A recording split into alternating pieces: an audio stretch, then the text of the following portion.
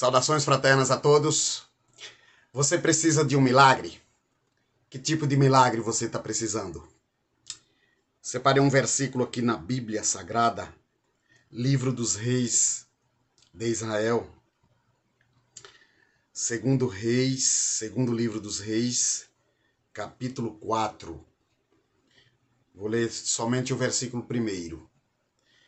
O versículo 1 diz assim: E uma mulher das mulheres dos filhos dos profetas clamou a Eliseu, dizendo: Meu marido, teu servo, morreu, e tu sabes que teu servo temia ao Senhor, e veio o credor a levar-me os meus 2 filhos para serem servos.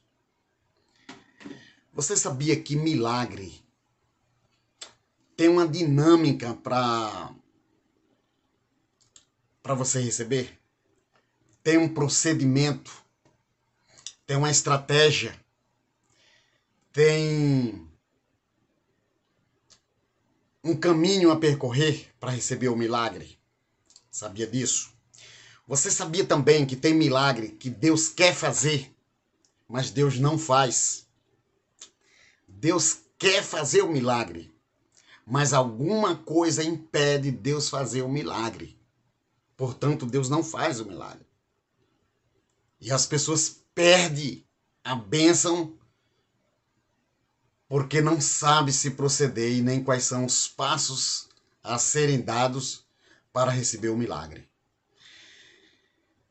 Esta mulher aqui, ela era esposa de um servo do profeta Eliseu. E ela ficou viúva. Tinha 2 filhos essa mulher. Só que o marido dela deixou uma dívida impagável. Muito alta. A Bíblia não fala. Mas o marido deixou uma dívida e morreu. E a situação dela era deplorável. Por quê? Porque a legislação na época exigia o pagamento da dívida, ou então o credor pegava os filhos e levava para como escravo. A mulher foi no profeta Eliseu, e aqui eu quero dizer os procedimentos para receber o milagre. A primeira coisa foi ela teve fé. O primeiro passo é a fé. Ela teve fé e foi até o homem de Deus, o profeta. E lá ela relata o que aconteceu ao profeta. E o profeta, no versículo seguinte, o profeta diz assim: em que eu posso ser útil? No versículo 2.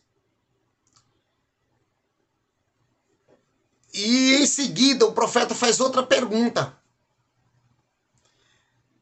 E a segunda pergunta do profeta foi: o que é que tu tens lá na tua casa? Aí ela responde que não tem nada. Só que tem uma vírgula e diz assim: uma vasilha, que a Bíblia chama de botija, né? Uma vasilha com azeite de oliva.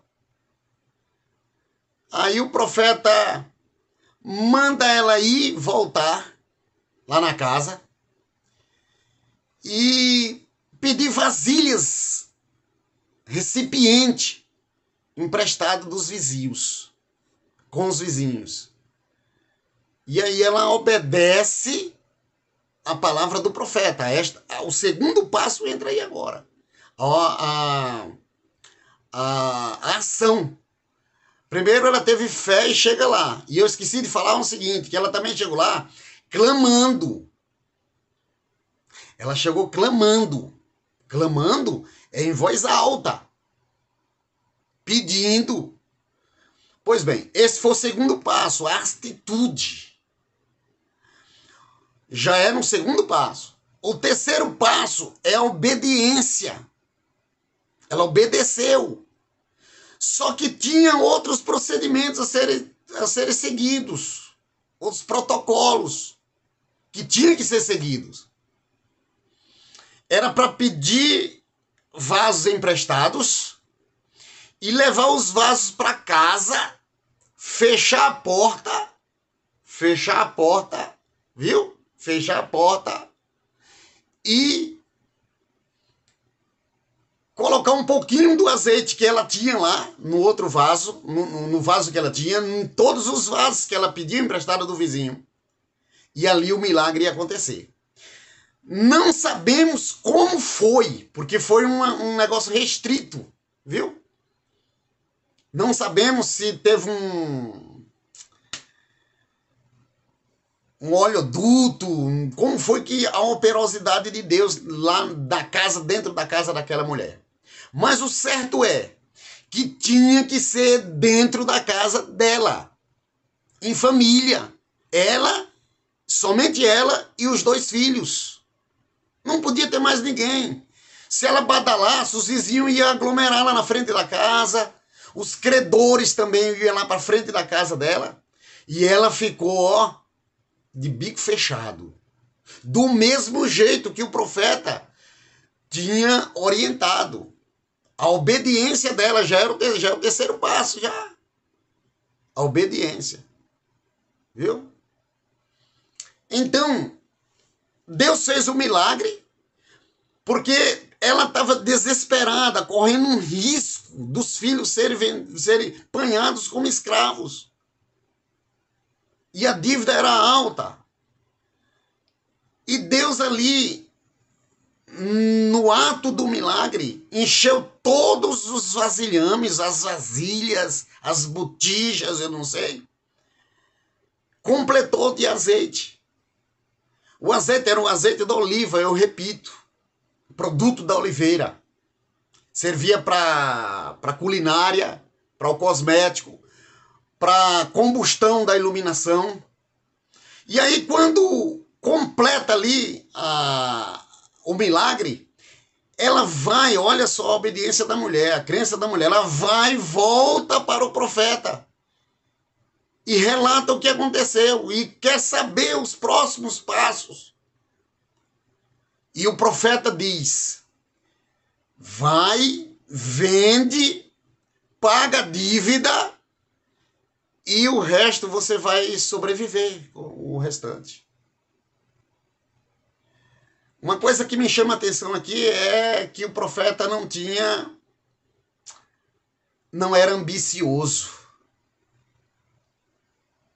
O profeta não era. Se fosse alguns, o que tem por aí, já dizia logo, ó, metade.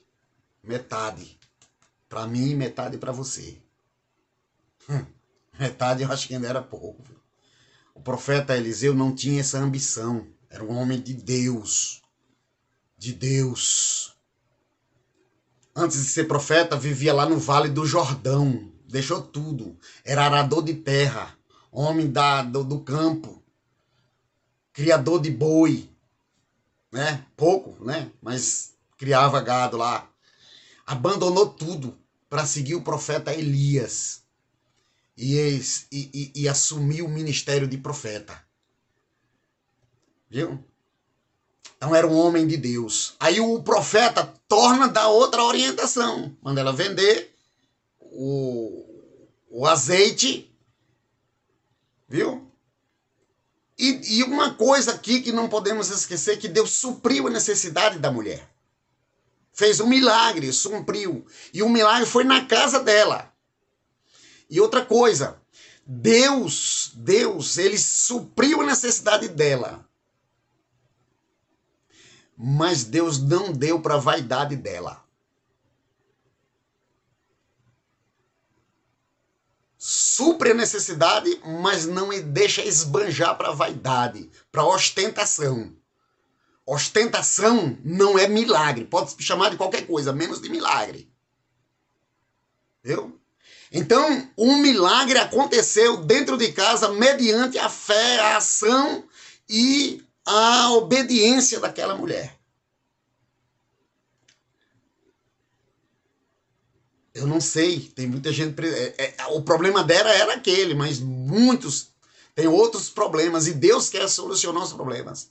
Mas tem gente, repito, que Deus quer fazer o milagre, mas alguma coisa está impedindo. Falta de atitude, falta de fé, falta de obediência. E aí perde a bênção, viu?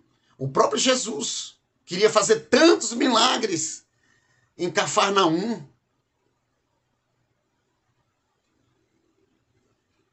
Viu? Mas a Bíblia diz que ele não fez. Não fez. Porque o povo não creu. E a falta de fé não agrada a Deus.